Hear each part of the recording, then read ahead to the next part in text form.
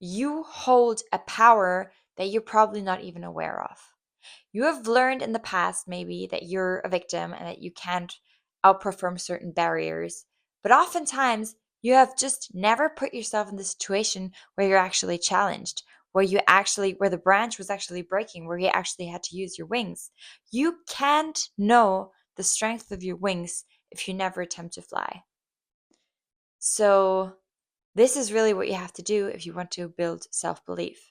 Self-doubt is something like a terrible song stuck on repeat in your mind, which loops and echoes, and no matter what you try, you just can't seem to turn it off. You can't seem to shake it. It's annoying you, and every time that you get some relief from it, sooner or later, it comes back, creeping up. And you might be going about your day trying to focus on something important, trying to focus on achieving something, but you can't because this self-doubt creeps up out of nowhere, a storm of clouds basically, completely darkening your mind, your thoughts. And this is just soaking your confidence and leaving you questioning, comparing yourself, and second guessing everything that you do and everything that you are. If this sounds familiar, if you're struggling with self-doubt at the moment, I want you to know that there is hope, that there is a way to fix this, and I'm going to try to teach you how in this video. As you probably know, this depletes your energy. Of course, if you're always busy, stressing about not being good enough, stressing about whether you said the right thing, stressing about whether you're even worth being in the position you're in, this depletes your energy. Every time that you second guess yourself, fight your own thoughts, or override an impulse that you have, say you want to make a joke, but then your self-doubt comes creeping in and you start reminiscing about what you're going to say and so on. This is using your brain's self-control system, okay? So neuroscience and psychology call this effect self-regulatory fatigue. What self-doubt does is it basically depletes your brain of energy.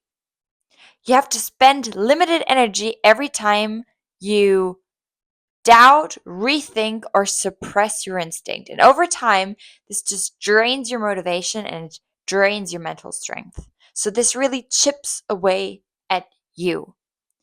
Ongoing self-doubt repeatedly activates your body's stress response, which also releases cortisol and other hormones.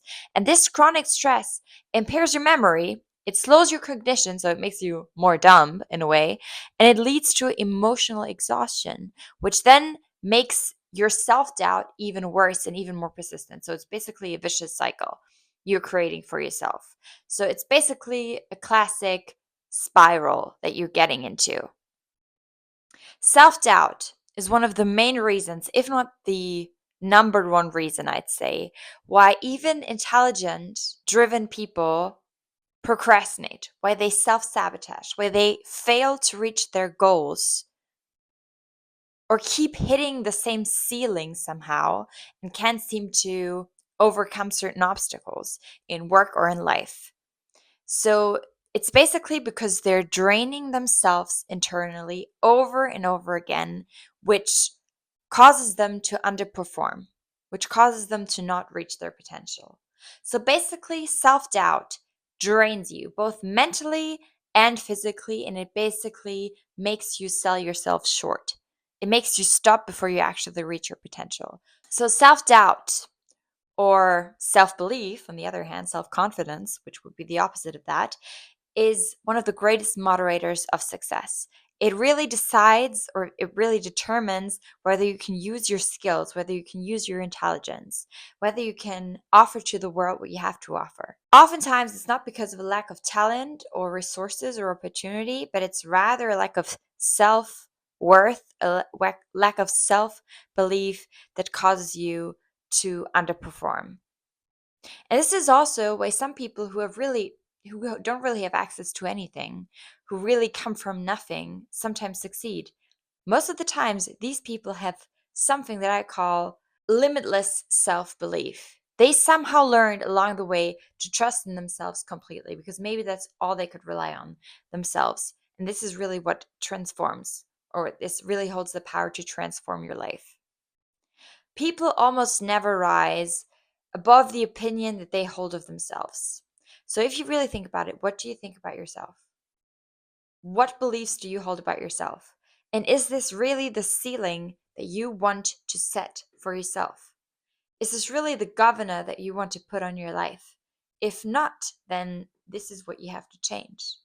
The self opinion that you hold right now is shaped by your earliest years, most likely. So basically, from the moments we did or didn't receive affirmation and the love that we needed in certain periods.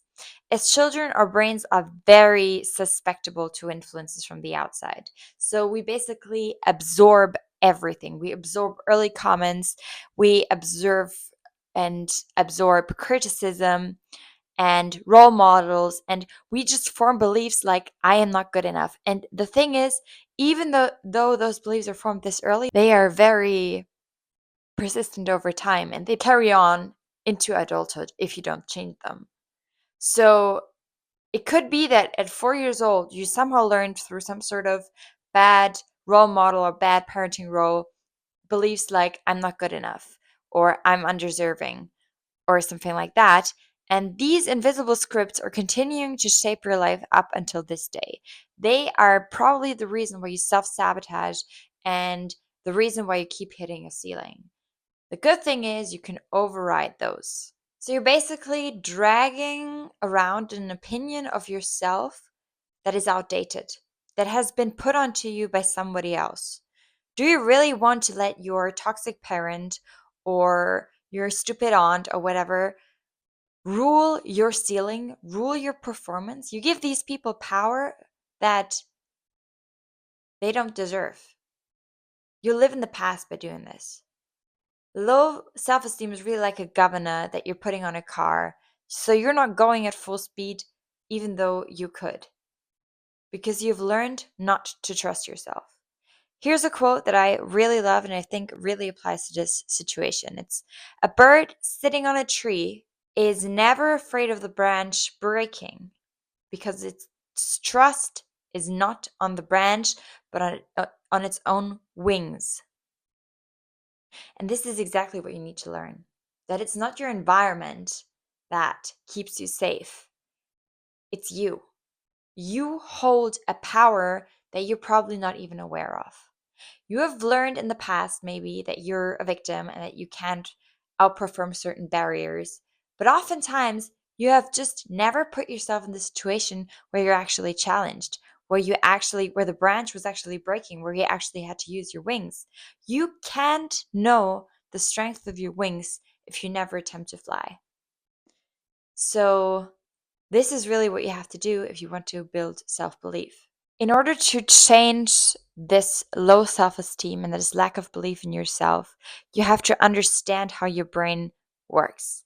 You have to understand the dopamine system because this is what is mostly relevant for achieving and believing in yourself. The core of all your motivation and hope is the dopamine system.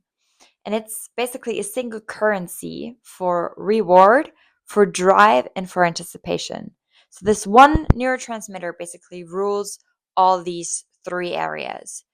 Dopamine does not spike because you have something, okay? This is what a lot of the times people get wrong. They think that when they gain something, their dopamine spikes. No, this is not the case. Dopamine spikes because you want something and because you believe that it is possible. And this is the important distinction. You believe that it is possible. With low self esteem, you usually don't believe that the thing is possible. You might want something very much, you might crave something very much, but you never really believe that it's possible for you. And that's crucial, okay? Because hope and this belief that you can do it is a brain signal.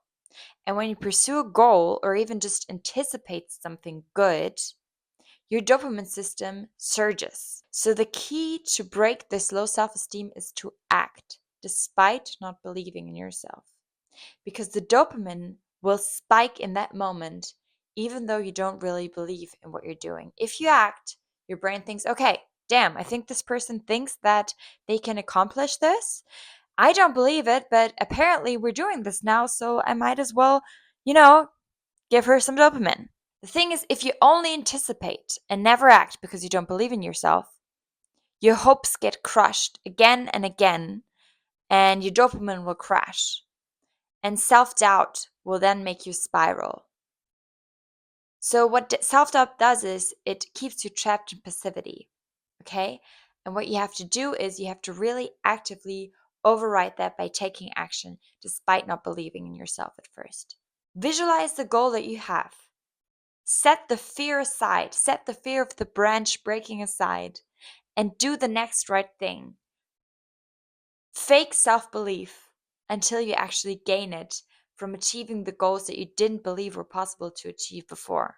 Another step to gain self-confidence when you don't have any is to really deflate the all or nothing inner critic that you probably have.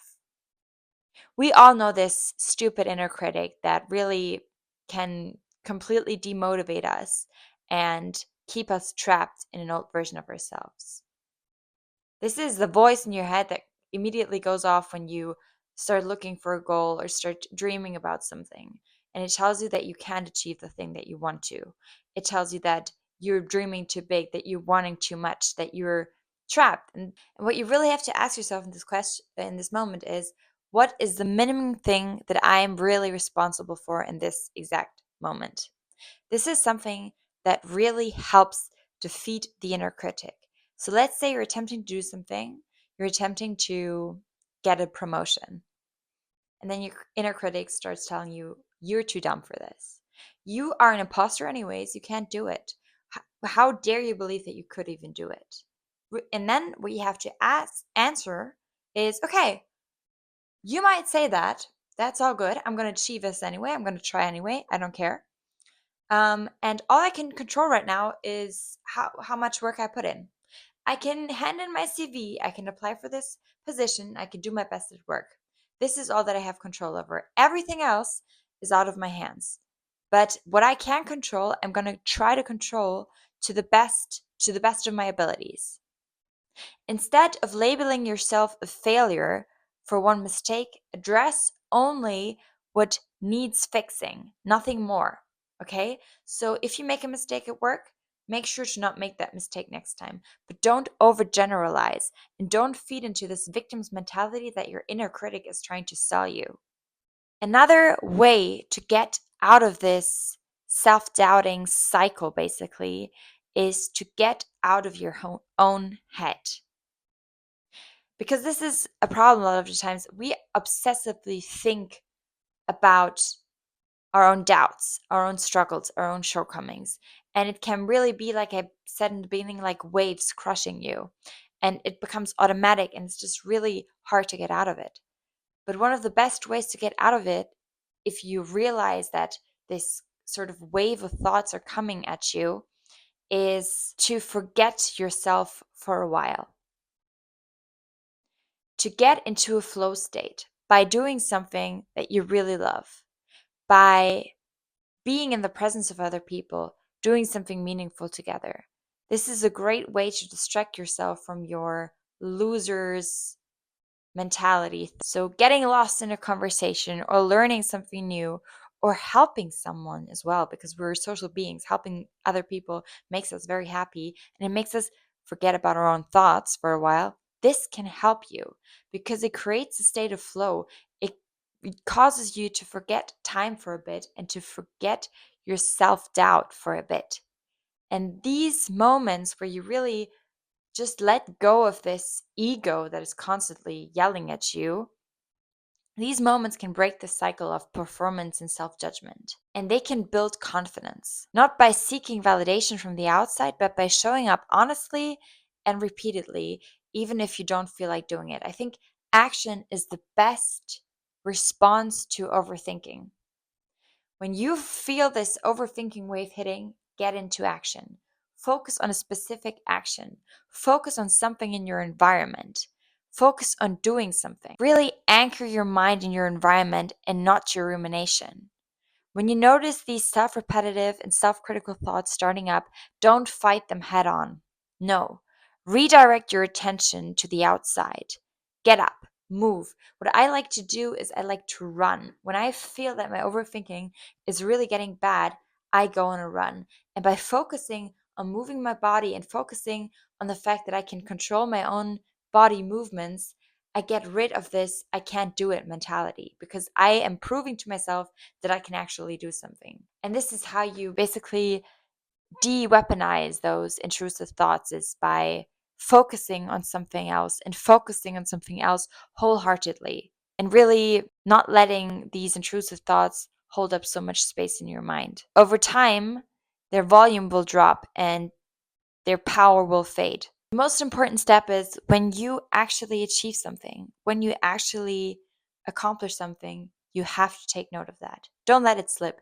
This is a lot of the times what we do when we don't believe in ourselves. Every evidence that speaks for the fact that we actually can do something, we like to sweep under the rug.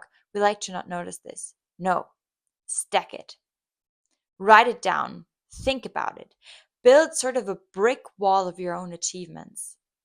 And this will actually let your self belief grow stronger. Record the moments of success and recall them regularly. This is also a great antidote to those intrusive thoughts. Really, if they are come bubbling up, try to recall the moments of success. Try to visualize how it felt to succeed and hold this memory against the intrusive thoughts. This really works. Review your wins when doubt resurfaces. And over time, you will have so many bricks on your wall of achievements, basically, that your self doubt just will seem ridiculous. It will just seem ridiculous to feed into the self doubt when you have so much evidence that you're actually capable of doing something. And this will turn you into a confident person. So, self doubt is, I think, part of the human condition, and it probably will never vanish completely. But you can shrink its power with action, taking action. Best antidote to overthinking is taking action. Again, building evidence of your own wins and really remembering them over and over again, and connecting with other people, distracting yourself from these thoughts when they arise in a productive manner. Brick by brick, you will start to believe in yourself, start to believe in your own wings. And this is how you crush self doubt and how you build self confidence over time. The strongest person is not the one who never feels doubt, okay? And this should also not be the goal. A person who never doubts themselves is probably a narcissistic person. This is not who you want to be. But the strongest person really is the one who learns how to walk forward through the doubt one step at a time. I hope you guys could take something from this video, and I see you guys in the next video. Bye.